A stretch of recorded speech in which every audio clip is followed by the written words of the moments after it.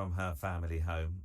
Meanwhile, in Guildford, the council are looking at ways to prevent these types of fires. Let's bring in James Steel, who's lead councillor for environment at Guildford Borough Council. James, hello.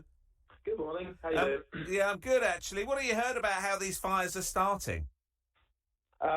So for Guildford's, of areas we've heard about Guildford, generally they relate to those people that are lighting fires, or the main issue seems to be litter.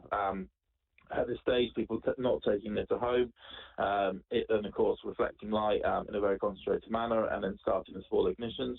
And we just ask that people in the public, do not light any fires on GPC land. We generally have a rule which is not to light any fires on GPC land, but not to potentially even light fires on their own land if it's private without actually proper fire protection measures in place. Not to light any barbecues, of course, as well. We have that for GPC land. I know that a lot of people like to go to the local supermarket and buy disposable barbecues, but it's all about not actually lighting them at the moment on, especially on GPC land, and really be careful on your own.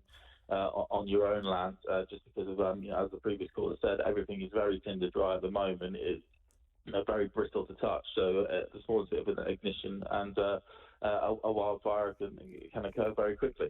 Tell me about people taking down the "Don't Barbecue" signs.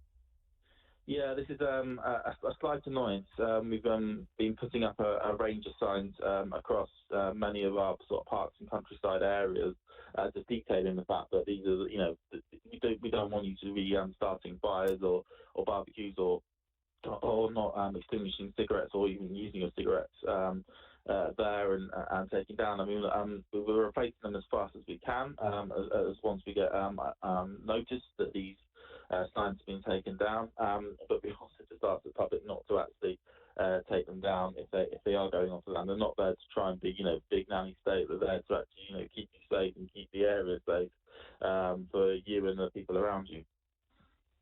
Unbelievable that people are doing it, isn't it? Yeah, it's unfortunately, we're all white societies, and you get people that think it's funny or think it's this sort of thing is just it's just not there for actually any given purpose when it is. And we always would that people would be. They're respectful of the fact that, okay, these are signs are up for a reason, and we'll keep them up so other people know. But there are a few, they're not everyone. It's one or two just individuals that like to think they're funny and do that. Residents saying that fire breaks haven't been as well maintained as they should have been. Hankley Common is a little out of your patch in Guildford, but do you think that more could be done? It's a lot of them are down to. It's a weird one because it's not all. It's certainly down to each individual landowner to make sure that they maintain any fire breaks they have on their land. I know we've been quite fastidious this summer season on places such as Merritt Downs, Effingham Common, all the way to places like Sandhill and Abbott's Wood, just to make sure that they have those fire breaks and that they are maintained and widened. And we know that we use pre-existing footpaths as well, which already act as fire breaks and make sure they are wider.